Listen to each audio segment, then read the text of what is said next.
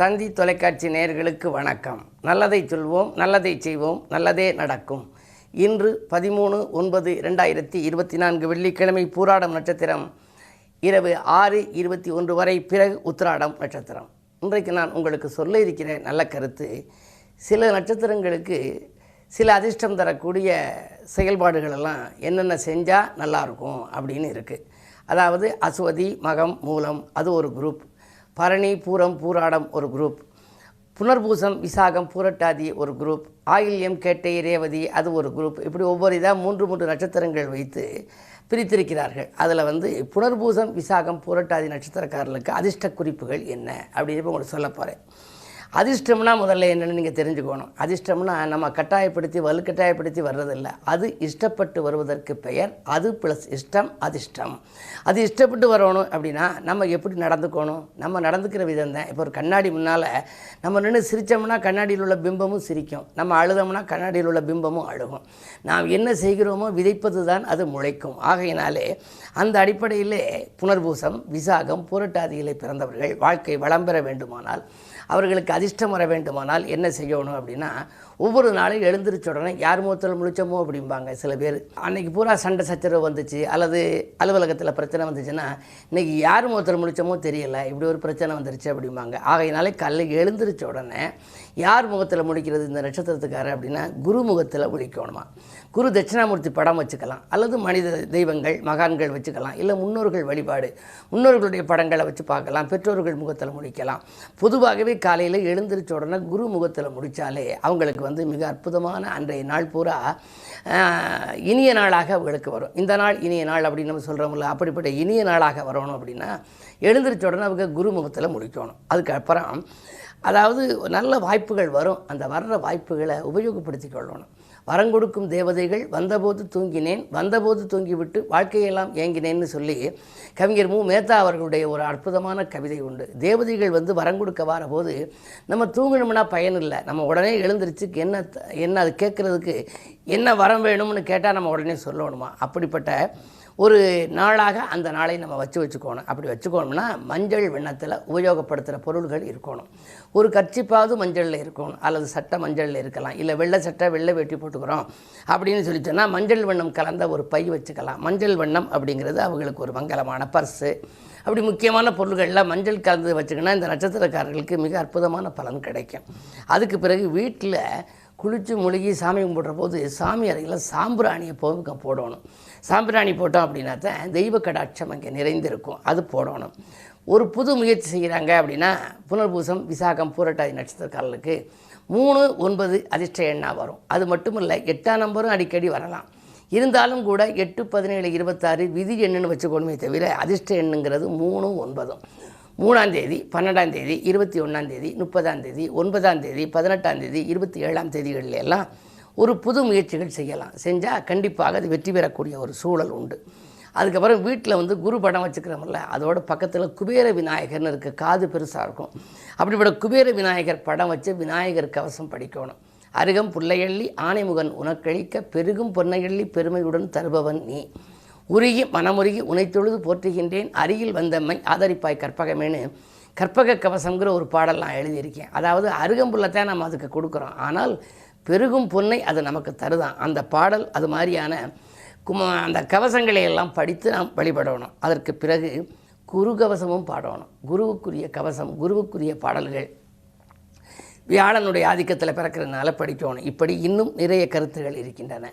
இந்த நட்சத்திரத்தில் பிறந்தவர்கள், எந்த நட்சத்திரத்தில் பிறந்தவர்கள் எந்த மாதிரியான அமைப்பை கடைப்பிடித்தால் அவர்கள் வாழ்க்கையிலே அதிர்ஷ்ட தேவதை இல்லம் தேடி வருவாள் என்ற கருத்தை உங்களுக்கு இப்பொழுது தெரிவித்தேன். இது போன்று தொடர்ந்து மற்ற நட்சத்திரங்களுக்கும் தொடர்புடையவைகளுக்கு எப்படி அதிர்ஷ்டம் வரும், அதிர்ஷ்டம் வர நாம் என்ன செய்ய வேண்டும் என்பதை பற்றியெல்லாம் தொடர்ந்து இந்த தந்தி தொலைக்காட்சியிலே சொல்வேன் என்று சொல்லி இன்றைய ராசி பலன்களை இப்பொழுது உங்களுக்கு வழங்கப் போகின்றேன். மேசராசி நேயர்களே, உங்களுக்கெல்லாம் செவ்வாய் பலம் நன்றாக இருக்கிறது. இன்றைக்கு 3ஆம் இடத்திலே செவ்வாய் இருக்கின்றார். முன்னேற்ற பாதையை நோக்கி அடியெடுத்து வைக்கப் போகின்றீர்கள். அது மட்டுமல்ல, செவ்வாய் எந்த இடத்தை பார்க்கிறார் என்றால் 9ஆம் இடத்தை பார்க்கின்றார். எனவே தந்தை வழியில் இருந்த உறவுகள் புனிதப்படும். அவர்களுடன் இந்த விரிசல்கள் மறையலாம். பூர்வீக சொத்து பிரச்சனைகள் நல்ல முடிவுக்கு வரலாம். வெற்றி வாய்ப்பை தரக்கூடிய நாளாக இந்த நாள் இருப்பதனாலே உங்களுக்கு தொட்ட காரியங்களில் வெற்றி கிடைக்கும். பணவரவு திருப்தியாக இருக்கும். நண்பர்களின் ஒத்துழைப்போடு நீங்கள் இன்று செயல்படுவீர்கள். ரிஷபராசினியர்களே, உங்களுக்கு சந்திராஷ்டமம். வேலைக்காரர்களாலும் வேதனை வரலாம். வீடு மாற்றங்களாலும் வேதனைகள் வரலாம். உத்தியோகத்திலும் வேலைப்பளு அதிகரித்து மேலதிகாரிகளின் வெறுப்புக்கு ஆளாக நேரிடும். என்ன செய்தாலும் திருப்தி இருக்காது. உறவினர் பகையும் உங்களுக்கு உருவாகலாம். பண தேவைகள் உடனுக்குடன் உங்களுக்கு பூர்த்தியானாலும் கூட விரயங்கள் அதிகரிக்கும். ஒரு பங்கு வரவு என்றால் 2 மடங்கு செலவு. எனவே தடுமாற்றங்களும் தடைகளும் வருகின்ற இந்த நாளில் மிக மிக கவனமாக இருக்க வேண்டும். குறிப்பாக கிழமை வெள்ளி என்பதனாலே இன்றைக்கு அம்பிகையை வழிபடுவது உகந்தது. மிதுன ராசினியர்களே, உங்களுக்கு செவ்வாய் பலம் ராசியில் இருக்கிறார். 6க்கு அதிபதி செவ்வாய் என்பதனாலே புதிய உத்தியோகம் உங்களுக்கு வரலாம். அல்லது உத்தியோகத்திற்கு முயற்சித்தால் அது கைகூடும். பழைய உத்தியோகத்திலே வேலைப்பளு கூடுகிறதே, உழைப்புக்கேற்ற பலன் இல்லையே, சம்பளம் கிடைக்கவில்லையே என்றெல்லாம் நினைத்தவர்களுக்கு ஒரு நல்ல மாற்றங்களை எதிர்பார்த்து காத்திருந்தால் அது வரலாம். உடனுக்குடன் பண தேவைகளும் உங்களுக்கு பூர்த்தியாகும். இந்த நாள் உங்களுக்கு ஒரு யோகமான நாளாகவே கருதலாம். கடகராசினியர்களே, அஷ்டமத்து சனியின் ஆதிக்கம் வக்ர இயக்கத்தில் இருக்கின்றார். எனவே நிலைமை கொஞ்சம் சீராக இருக்கும் என்றாலும் கூட எதையும் கொஞ்சம் யோசித்து செய்ய வேண்டும். சூழ்ச்சிகளிலிருந்து நீங்கள் விடுபட வேண்டுமானால் உங்களுக்கு பேச்சு திறமை அதிகம் வேண்டும். பிரபலமானவர்களின் ஒத்துழைப்போடு சில பிரச்சனைகளிலிருந்து இன்று நீங்கள் விடுபடுவீர்கள். மாலை நேரத்திலே வரும் விரயங்கள் தவிர்க்க முடியாததாகத்தான் அமையும். ஆரோக்கியத்தில் கவனம் தேவை. சிம்மராசினியர்களே, உங்களுக்கு கண்டகச்சனியின் ஆதிக்கமும் இருக்கிறது. 2இல் கேது. கொடுத்த வாக்கை காப்பாற்ற இயலாது. ஆனாலும் கூட நண்பர்களை நம்பி ஒரு சில காரியங்களை ஒப்படைத்து விடுவீர்கள். ராசியிலேயே சூரியன் இருப்பதனாலே அரசு வழியில் செய்த முயற்சிகளில் உங்களுக்கு ஒரு நன்மைகள் கிடைக்கலாம். அதே நேரம் புதனும் கூடியிருக்கின்றார். எனவே வருமானம் திருப்திகரமாக இருக்கும். மன அமைதி கொஞ்சம் குறைவாக இருக்கும். மாமன் மைத்திரு வழியில் ஏற்பட்ட மனக்கசப்புகள் கொஞ்சம் மாறலாம். பகல் இரவாக பாடுபட்டதற்கேற்ற பலன் கிடைக்கும் நாளாக இந்த நாள் அமைகின்றது. கன்னிராசினியர்களே, குரு பார்வை இருக்கின்றது. குழப்பங்கள் அகலும். தொய்வடைந்த தொழிலை தூக்கி நிறுத்தப் போகின்றீர்கள். தொழில் தந்த உறவினர்கள் தோள் கொடுத்து உதவுவார்கள். கல்யாண கனவுகள் நனவாகலாம். உத்தியோகத்திலே உயர் பதவியை எதிர்பார்த்து காத்திருந்தவர்களுக்கு அது கைகூடலாம். புதிய முயற்சியிலும் உங்களுக்கு வெற்றி கிடைக்கும். இந்த நாள் ஒரு பொன்னான நாள். துலாம் ராசினியர்களே, உங்களுக்கு சகோதர வர்க்கத்தினரால் சகாயம் கிடைக்கும் நாள். சம்பள உயர்வு பற்றிய சந்தோஷ தகவல் உண்டு. அலைச்சல் இருந்தாலும் ஆதாயம் உங்களுக்கு கிடைக்கும்.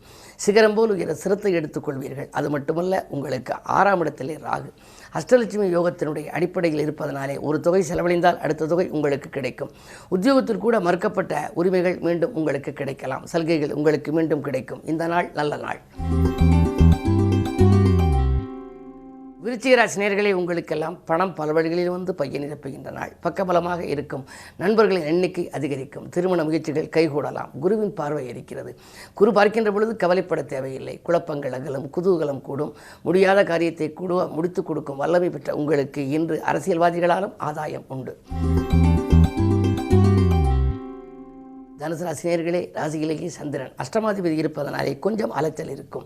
விழிப்புணர்ச்சியோடு செயல்பட வேண்டும். சிலர் ஏமாற்றங்களை கூட சந்திக்க நேரிடும்.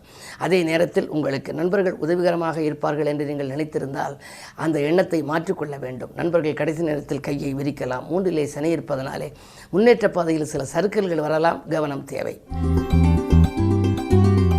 மகர ராசினியர்களே, உங்களுக்கு 2இலே சனி வக்கரம். கொடுத்த வாக்கை காப்பாற்ற இயலாது. கொள்கை பிடிப்போடு செயல்படவும் முடியாது.